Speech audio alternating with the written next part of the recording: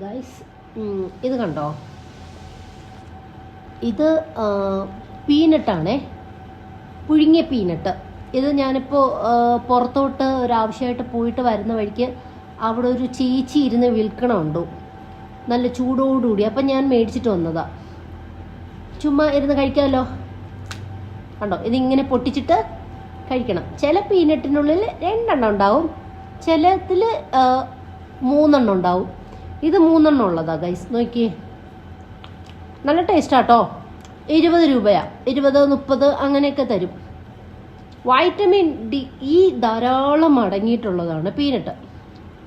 പിന്നെ എന്തുവാണ്, ഞാൻ ഇതിനെക്കുറിച്ച് റിസർച്ച് ചെയ്തപ്പോൾ അറിഞ്ഞത് കൊളസ്ട്രോളൊക്കെ കുറയ്ക്കാൻ ഏറ്റവും നല്ല ഘടകങ്ങളിൽ ഒന്നാണ് പീനട്ട്.